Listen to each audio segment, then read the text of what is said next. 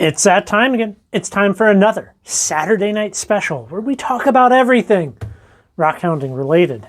I feel like I'm in the home stretch of winter. You know, we're mid-February, basically mid-February. And well, the sun is out. Some areas are starting to melt out. We're not done. I still have some time to pass working through some material that we've collected in the past year. But, you know, before I know it, ground is going to start opening up out here like mid-March, end of March. We'll be able to get back into the swing of the outdoor rockhounding activities, which I'm very excited about. So I've been kind of passing a lot of time processing down some of the material we collected last year, as well as, you know, it's time to do research and reading.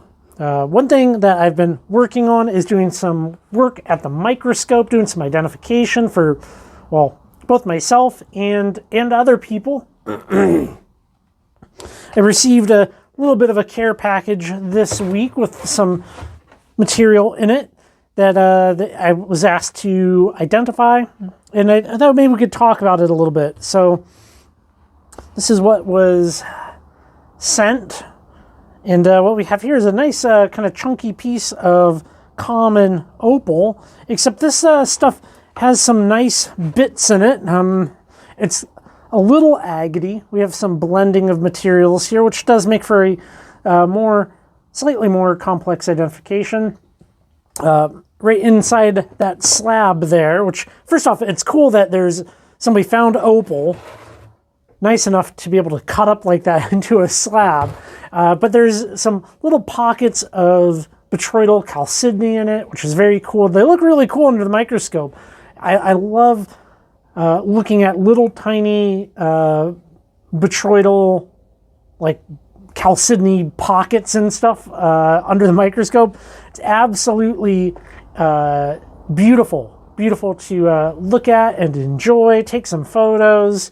I have a hard time with my camera setup taking photos of clear things and very tiny things, even with the microscope and stuff. It's not the best setup. Thankfully with that, it's opaque and, well, kind of relatively big. So that's cool. You know, I like to be able to see interesting stuff and be able to help somebody out with a little bit of identification work if possible.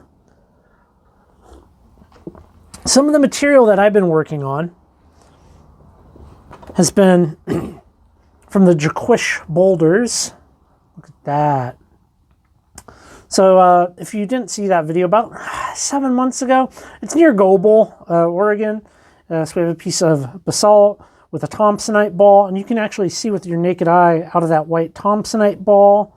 We have a simple penetration twin of Kabazite, which very cool. And I wish I had a better camera setup. We have some beautiful Levine crystals here. There's some other minerals that I have a hard time taking a good photo of.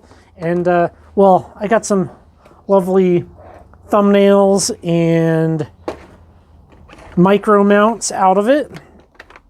The mesolite is really pretty under the microscope, and I'm starting to kind of maybe feel like one of my favorite things to look at are these little tiny vugs of analcime. They are very much so like a little world onto their own, which is so fascinating to see them in such a perfect little world, almost like a little tiny world in there. Very cool. Seeing this though, it does make me want to return back there and maybe spend some time doing a little bit more rockhounding. You know, sometimes you really got to go to a spot twice to fully appreciate what it has to offer. I think thunder egg beds are similar to that. You know, when we went down to the Canyon Rim thunder egg bed, so we just drove from Northeast Washington straight there. We showed up in the evening. We didn't have a ton of time to dig, and we didn't get a ton of eggs. But seeing this, even in its kind of like lower quality, cracked up state, we're 100% going back. I would like to go back and get an actual assortment of eggs. You know, I'm of the belief that you need like 10 to 20 eggs cut to be able to look at them and judge. You know, right where we were at, the 2 bigger eggs that I collected, was that just like a bad little zone? What's up with them? You know, I want to see an assortment, a lineup, like what we did with the Lucky Strike eggs. I think having that type of assessment where you can say, hey, you collected 20 eggs, 50%, 60%, 80% are good. Having that type of data, I think, is important. And it's a shame, too, that, you know, I mean, it can't come from the mine owners. No disrespect to any mine owner out there, but mine owners aren't really in the business of saying 20% of the eggs are junk. So, you know, you need somebody that is independent from that to be able to go get them and cut them. And I like being that person. I like doing that. You know me, I like the testing. I like it. Speaking of testing, this past week I spent some time seriously returning back to looking at Google Lens as a means of identification, the Rock Identification app, and AI services like ChatGPT. There's a couple of people in the comments that were like, go check out ChatGPT, check out these AIs for learning stuff, just general whatever.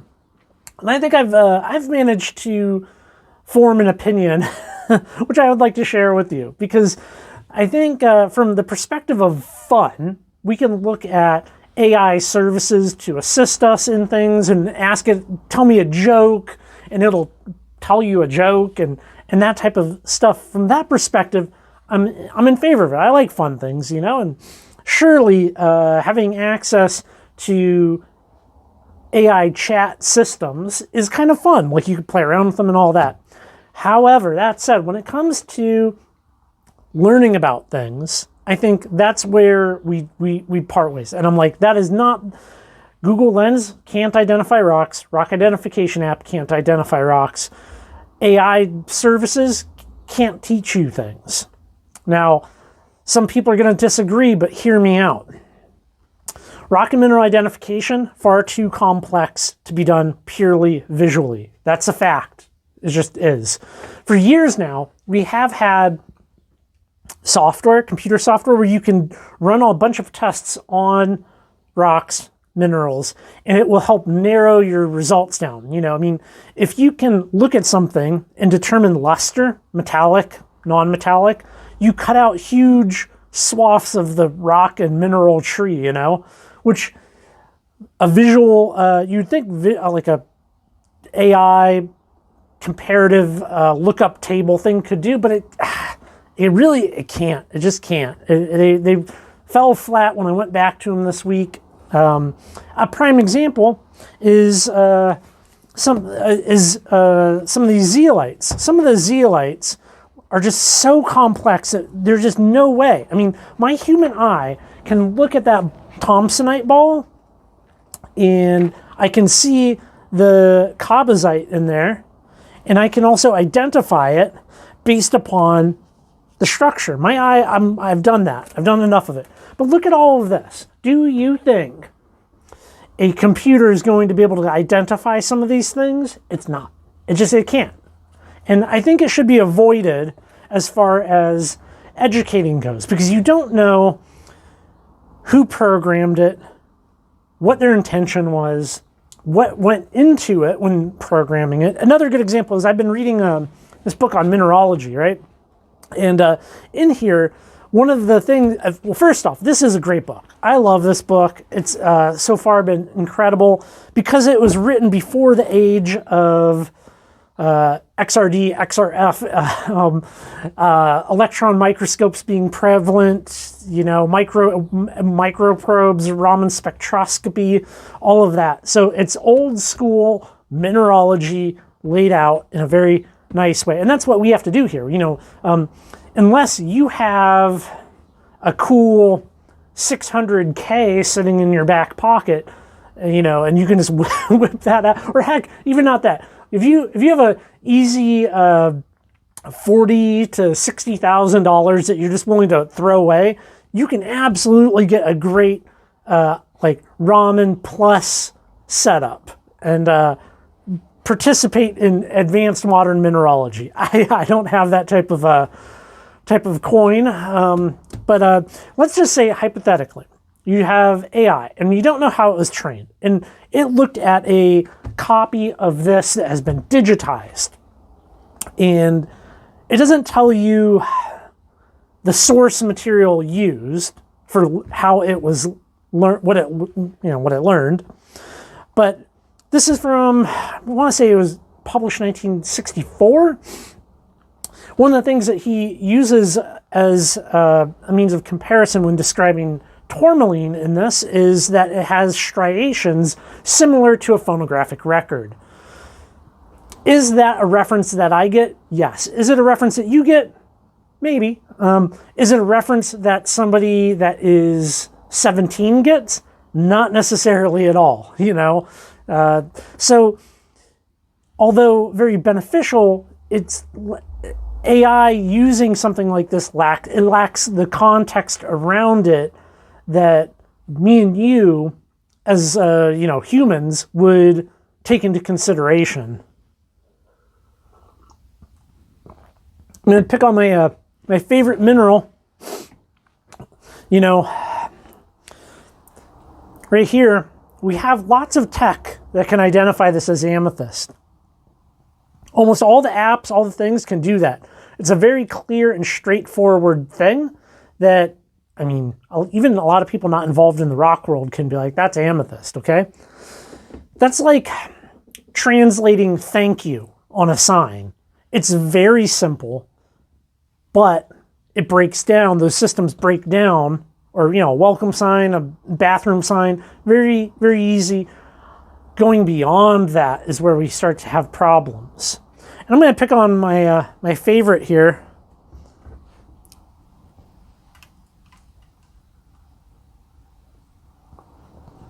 If we look at a lineup of rocks, I think we can all see that a computer looking at these is going to have a really hard time determining that these are calcite, with so many different forms to look at. It struggles, it breaks down. The amethyst, great.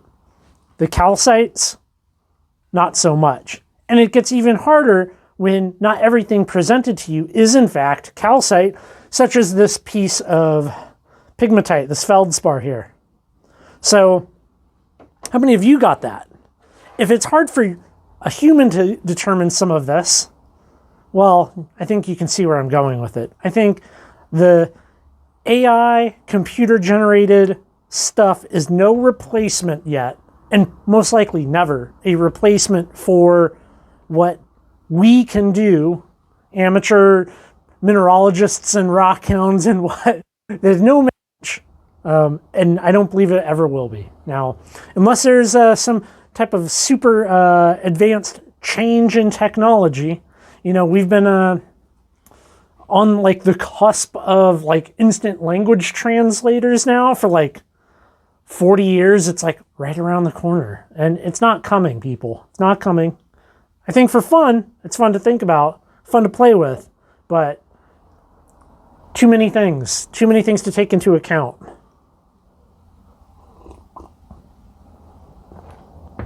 Well, this coming week, I have something very fun that I've been working on for quite some time that I'm looking forward to sharing with you, so stay tuned for that. I'm going to leave this one here, everybody. I'm going to go into my nice warm house, do some reading.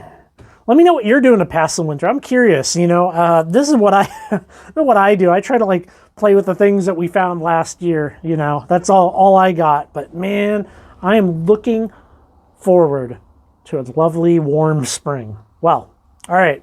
Y'all take care, and I will catch you in the next video.